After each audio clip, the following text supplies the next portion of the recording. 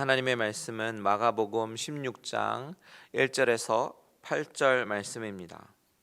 마가복음 16장 1절에서 8절 말씀. 부활의 증인이라는 제목으로 우리 말씀을 나누려고 하는데요. 마가복음 16장 1절에서 8절 말씀 우리 한 절씩 교독하도록 하겠습니다. 안식일이 지남에 막달라 마리아와 야고보의 어머니 마리아와 또 살로메가 가서 예수께 바르기 위하여 향품을 사다 두었다가 안식 후 첫날 매우 일찍이 해 돋을 때에 그 무덤으로 가며 서로 말하되 누가 우리를 위하여 무덤 문에서 돌을 굴려 주리요 하더니 눈을 들어본즉 벌써 돌이 굴러져 있는데 그 돌이 심히 크더라. 무덤에 들어가서 흰 옷을 입은 한 청년이 우편에 앉은 것을 보고 놀라매 청년이 이르되 놀라지 말라. 너희가 십자가에 못 박히신 나사렛 예수를 찾는구나. 그가 살아나셨고 여기 계시지 아니하니라. 보라, 그를 누웠던 곳이니라. 가서 그의 제자들과 베드로에게 이르기를 예수께서 너희보다 먼저 갈릴리로 가시나니 전에 너희에게 말씀하신 대로 너희가 거기서 배우리라 하라 하는지라. 여자들이 몹시 놀라 떨며 나와 무덤에서 도망하고 무서워하여 아무에게 아무 말도 하지 못하더라. 아멘. 잠시 기도합니다. 살아계신 하나님 감사를 드립니다. 오늘 2020년도 부활주일을 맞이하여 우리 온 성도들과 같이 온라인으로 예배를 드립니다. 하나님, 이 예배 가운데 하나님께서 온전히 역사하여 주시고 부족한 종의 입술을 통해서 하나님의 말씀이 선포될 때에 이 말씀이 살아 움직여 모든 성도님들의 마음속에 정말 박히며 주님의 말씀을 기억하는 귀한 시간 되게 하여 주시옵소서. 예수님의 이름으로 기도합니다. 아멘. 시간은 참 빨리 흘러가는 것 같습니다. 여러분 어떠세요? 정말 빨리 흘러가죠. 올해 시작하면서 신년 특별 새벽 예배 주제가 뭐였는지 기억나십니까? 평범함을 넘어 위대함으로라는 주제로 우리가 말씀을 나눴습니다. 사사기에 나오는 인물들 중심으로 우리가 말씀을 나눴죠. 하나님은 하나님의 나라를 이루어가며 감에 있어서 정말 평범한 사람들을 쓰시는 것을 바라봅니다. 어쩔 때는 평범함 정도를 넘어서 좀 더 연약하고 비천한 자들을 쓰시기도 하십니다. 이러한 메시지는 우리에게 참으로 위로와 소망이 되는 것 같아요. 아무리 나를 둘러봐도 평범하기 이를 데 없고 하나님이 과연 나 같은 사람을 쓰실까 하는 그런 생각이 들기도 하지만 인류의 역사를 보거나 성경을 쭉 읽어보면 하나님이 쓰시는 사람은 대부분 평범한 사람들이었습니다. 평범한 어부들이 자신들의 생활에 충실히 사는 가운데 주님은 부르셔서 제자가 되게 하시고 믿음을 주셨습니다. 물론 중간에 실패할 때도 있었죠. 그런데 결국 그들을 사용하셔서 위대한 전도자로 만드셨고 그리고 주를 위해서 헌신하다가 순교하면서 주를 위해서 쓰임을 받았던 자들이 바로 주님의 제자들이었습니다. 마찬가지로 주님의 위대한 사역 가운데 가장 위대한 사역은 인류의 구원을 위해서 돌아가신 십자가의 사건과 부활의 사건인데요. 그 중에서 마가복음에서 증거한 부활의 사건을 가만히 들여다보면 이 부활의 증인으로 쓰임받는 인물 중에서 지극히 평범한 여인들이 나옵니다. 그들이 누구입니까? 오늘 본문 1절에 보니까 바로 막달라 마리아, 야고보의 어머니, 그리고 살로메, 이 세 여인의 이름이 등장하죠. 오늘 보면 바로 앞에 본문인 이 15장에 보면 이 세 여인에 대한 인포메이션이 좀 더 자세하게 나오는데요. 40절과 41절에 보면 이 여인들은 갈릴리에서부터 예수님을 따르던 사람들이었고 그리고 예수님이 십자가에 달려 돌아가셨을 때에 그 현장까지 따라왔던 그런 여인들이었습니다. 마가복음에 따르면 12명의 제자들 중에서는 그 어느 누구도 이 십자가의 현장에 오지 않았습니다. 그 현장에는 오직 이 여인들과 아리마대 사람 요셉뿐이었습니다.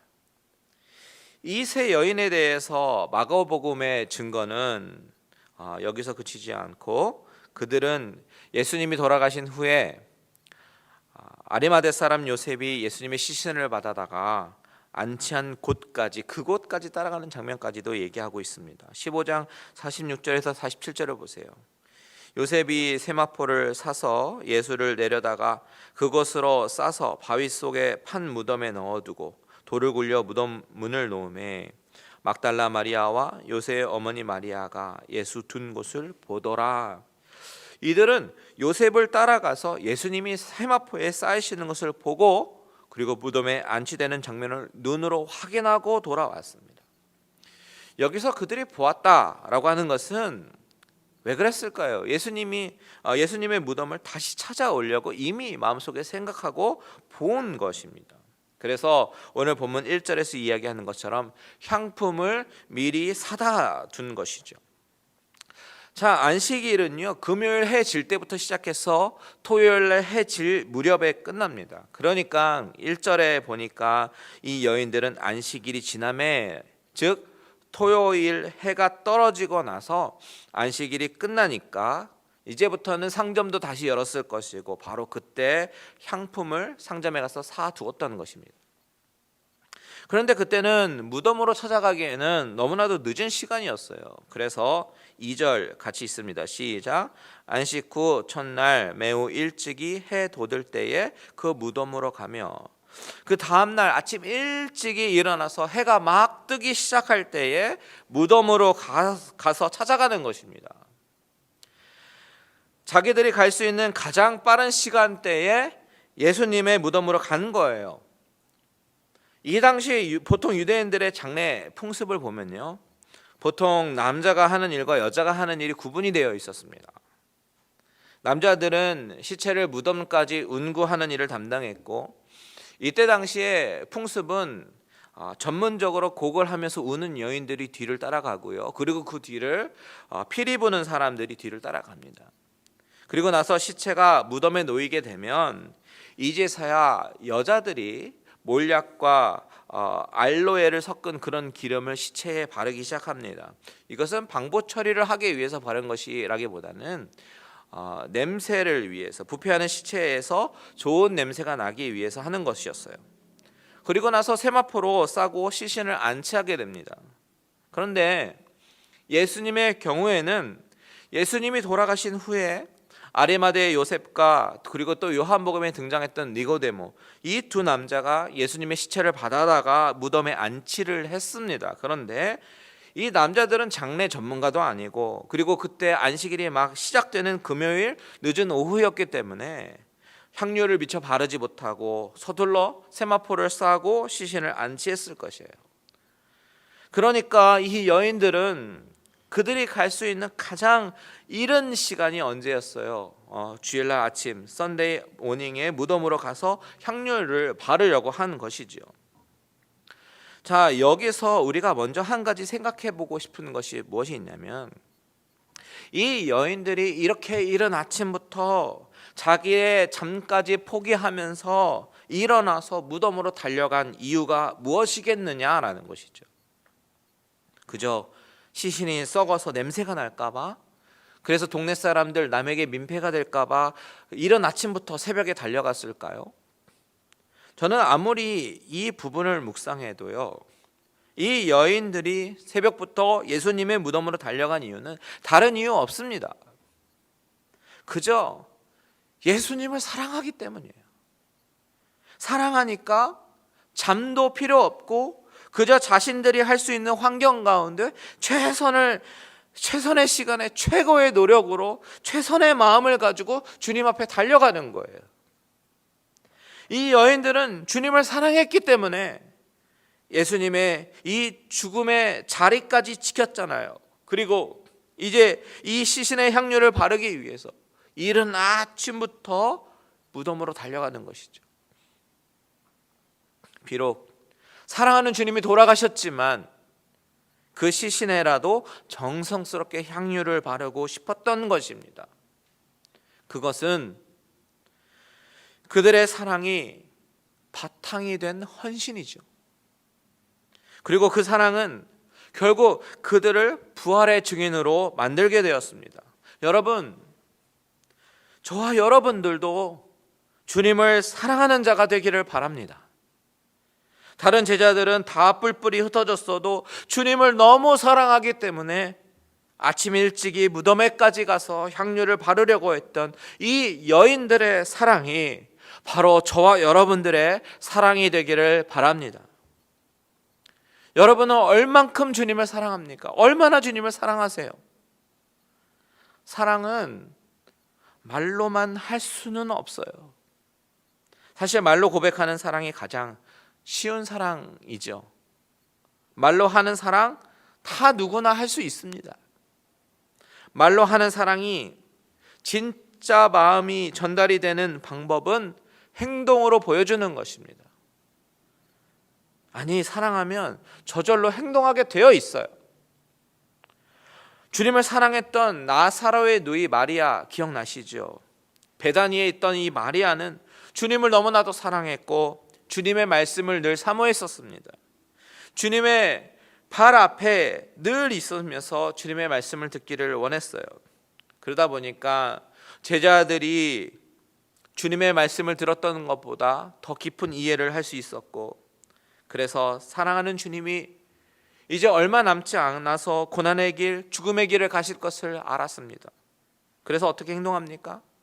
너무나도 귀한 향유 옥합을 깨뜨려서 주님의 머리에 붓고 자신의 주님의 발에 엎드려서 자신의 머리털로 주님의 발을 닦지 않았습니까? 사랑하면요, 남이 시키지 않아도 큰 희생을 감수하면서까지 헌신하게 되는 거예요. 헌신은 일종의 사랑의 표현이기 때문입니다. 우리는 늘 주님을 사랑한다고 말은 하는데요, 희생과 헌신은 하지 않으려고 합니다. 왜 그렇습니까? 그것은 주님을 진정으로 사랑하지 않기 때문에 그래요. 사랑을 하면 행동으로 나타나게 되어 있습니다. 이것은 숨길 수 없는 사실이에요. 자식을 사랑하기 때문에 아기가 새벽에 울면 일어나서 젖을 물리고 새벽에 기저귀를 갈고 아기를 재우기 위해서 안아주고 달래줍니다. 그러면서 그 어떤 엄마도 내가 아이를 위해서 헌신했다고, 희생했다고 자랑하거나 공치사하지 않습니다. 왜요? 사랑하기 때문이에요. 사랑하니까 희생이 자랑이 아니라 당연한 것입니다. 제가 연애할 때요, 저는 제 아내에게 선물을 사주고 싶었습니다. 그런데 돈이 없었어요. 그래서 아르바이트를 했습니다. 열심히 일했습니다. 그리고 한 달치 돈을 탔을 때 저는 주저없이 그 한 달치 월급을 다 투자해서 백화점에 가서 목걸이를 샀습니다. 인천에서 잠실까지 지하철 2시간을 가는데 그 길이 그렇게 기뻤습니다. 한 달치 아르바이트 돈이 전혀 아깝지 않았습니다. 그 목걸이를 받고 감동할 그 사랑하는 사람의 얼굴을 상상하니까 너무나도 행복했어요. 여러분, 사랑은 이런 거잖아요. 사랑하면 행동하게 되고 희생하게 되고 헌신하게 되는 것입니다. 여러분, 주님을 사랑하십니까? 말로 하는 사랑이 아니라 행동으로, 헌신으로, 순종으로 여러분들의 사랑을 주님께 표현하게 되기를 바랍니다. 예배만 출석하는 사람이 아니라 더욱 더 헌신하고 순종하여서 주님께 귀하게 쓰임을 받게 되는 저와 여러분들 되시기를 주님의 이름으로 축원드립니다. 오늘 본문에 나오는 이 여인들은 주님을 사랑하기 때문에 주님이 십자가에서 돌아가시는 그 현장에 있었고 마음을 찢으면서 슬퍼했던 그런 여인들이었습니다. 그리고 이른 아침부터 자신들이 갈 수 있는 첫 시간에 주님께로 달려가는 것이죠. 그랬더니 어떤 일이 일어납니까? 부활을 가장 처음으로 목격한 여인들이 되는 것입니다. 그런데 오늘 본문을 보면서 또 한 가지 흥미로운 사실을 발견합니다.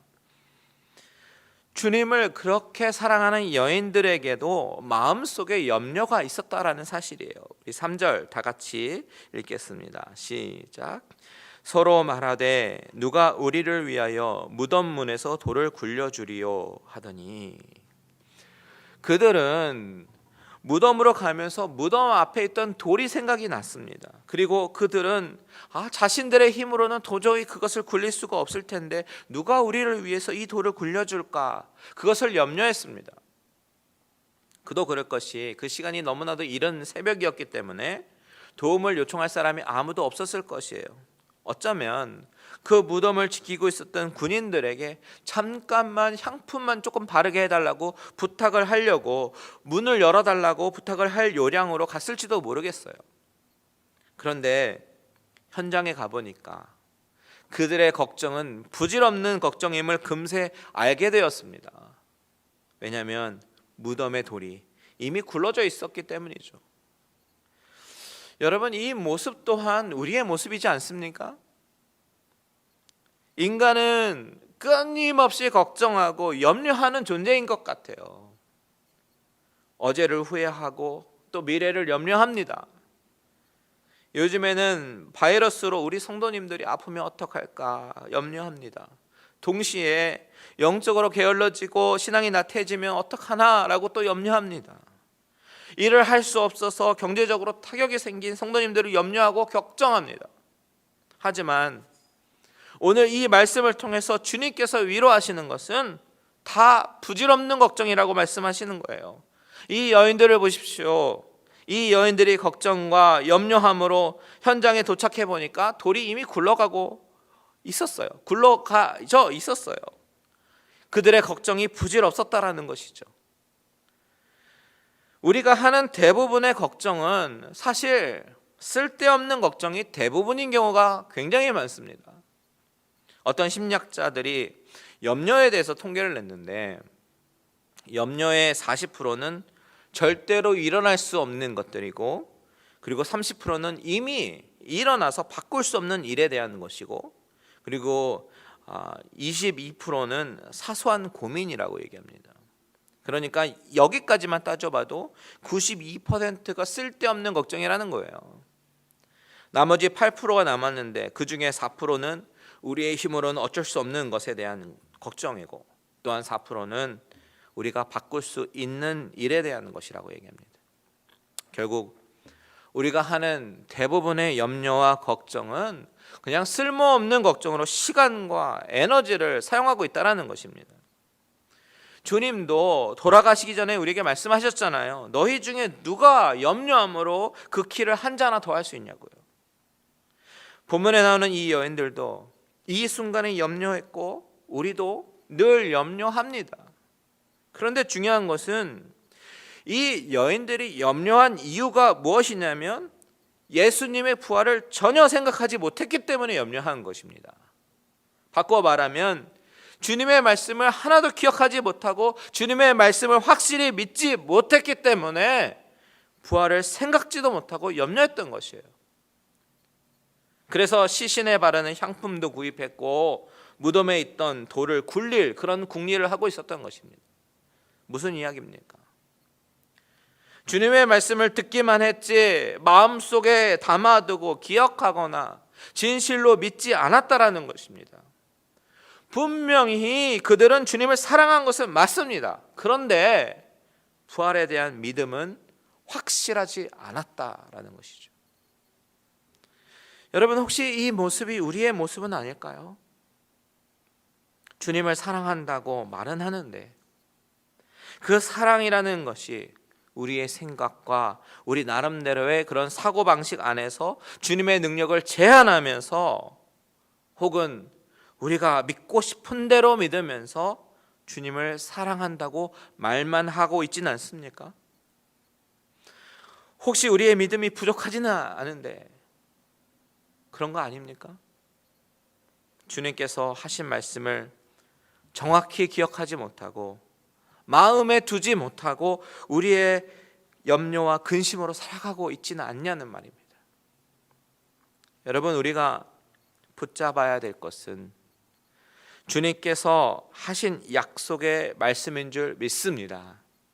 주님께서 하신 약속의 말씀을 붙잡고 기억하고 마음에 새기고 그 말씀을 믿고 의지하며 나아갈 때에 우리가 그동안 가지고 있었던 모든 염려와 근심은 아무것도 아니었구나라는 것을 알게 될 것이에요. 갈릴리 은혜교회 성도 여러분, 저와 여러분들에게 주님의 말씀이 마음판에 새겨지기를 원합니다. 그래서 그 말씀이 흐려지거나 지워지는 것이 아니라 늘 우리가 염려해야 되는 그런 상황 가운데 그 마음판에 새겨진 그 하나님의 말씀을 의지함으로 용기를 얻으시는 저와 여러분들 되시기를 주님의 이름으로 축원합니다. 한 가지 더 나눌 것은 부활의 첫 증인이 된 이 여인들이 이제는 열린 무덤 안으로 들어갑니다. 우리 다 같이 5절을 읽겠습니다. 시작. 무덤에 들어가서 흰 옷을 입은 한 청년이 우편에 앉은 것을 보고 놀라매. 자, 무덤에 들어갔는데 누가 있습니까? 흰 옷을 입은 한 청년이 있었습니다.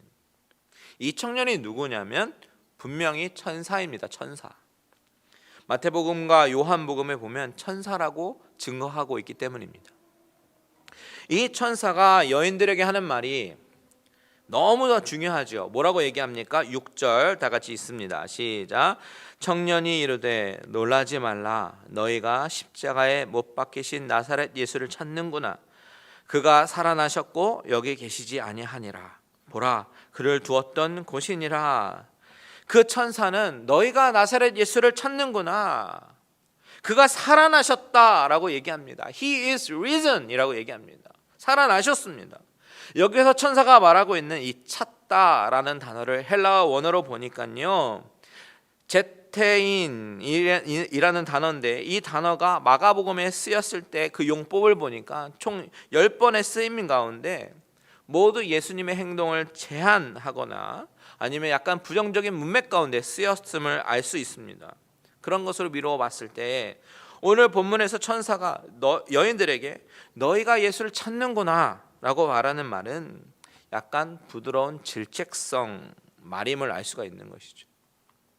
이 여인들이 예수님의 약속의 말씀을 기억하지 못하고 자신들의 생각과 판단으로 향품을 구입하고 자신들의 열정으로 자신들의 사랑에 넘쳐서 새벽부터 온 이들의 모습을 바라보면서 이들에게 천사는 부드럽게 질책하고 있는 것입니다. 소용이 없다라는 거예요. 이미 주님은 약속대로 죽음의 권세를 이기시고 부활하셨다라는 것입니다. 그러면서 천사가 그 다음으로 하는 말이 무엇입니까? 보라, 보라, 그를 두었던 곳이니라 라고 말하고 있어요. 이 부분을 마태복음 28장 6절에서는 이렇게 이야기합니다. 그가 여기 계시지 않고 그가 말씀하시던 대로 살아나셨느니라. 와서 그가 누우셨던 곳을 보라. 확인해 보라는 것입니다. 주님께서 살아나신 현장을 직접 두 눈으로 확인하고 믿으라라는 것입니다. 여인들이 확인한 것은 바로 이 empty tomb, 빈 무덤이에요. 예수님의 부활의 현장, 누우셨던 곳, 그곳을 이 여인들이 세 여인이죠. 이 여인들이 두 눈으로 똑똑히 확인할 수 있었습니다. 천사가 이렇게 여인들에게 보라, 누우셨던 곳을 보라라고 이야기한 이유가 무엇입니까? 바로 본대로 증언하라라는 것입니다. Witness, 바로 본대로 말하는 자, 증인이 바로 본대로 말하는 자입니다. 이 여인들에게 새로운 사명이 주어졌습니다. 본대로 증거하라는 것이에요. 이 여인들은 평범한 여인들이었고 그저 주님을 사랑하는 여인들이었지만 믿음이 완전한 믿음은 아니었습니다. 그런 여인들에게 주님은 부활하셔서 그 부활하신 현장을 천사를 통해서 보게 하셨습니다. 그리고 그 여인들을 이제는 사용하셔서 이제 증인으로 세우실 것입니다. 여러분, 주님이 원하시는 삶은 결국 증인의 삶인 줄 믿으시기 바랍니다. 여러분이 주님을 만났을 때를 한번 생각해 보십시오. 어떤 분은 수련회를 통해서 수련회 중에 성령이 뜨겁게 임하셔서 그 성령을 경험하신 분이 있을 수도 있습니다. 어떤 분은 어느 날 성경을 읽는 중에 그 성경 구절이 내 마음속에 박혀서 하나님께 회개하면서 주님을 만난 분도 있을 것입니다. 어떤 분은 전도를 받으면서, 어떤 분은 성경 공부 중에, 어떤 분은 설교 중에 마음이 움직이면서 하나님의 만지심을 경험한 사람도 있을 것이에요. 주님이 왜 이런 경험을 주십니까? 왜 우리에게 눈물을 주십니까? 이 감동을 가서 전하라고 주시는 것입니다. 눈으로 보고 느끼고 경험한 것들을 가서 전하라고 주님께서 주시는 거예요.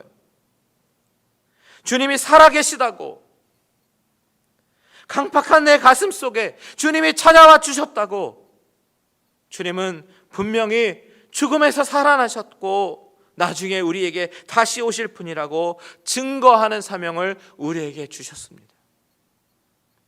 오늘 이 부활주일 아침에 주님이 빈 무덤을 통해서 살아나신 증거를 성경을 통해서 우리에게 보여주십니다.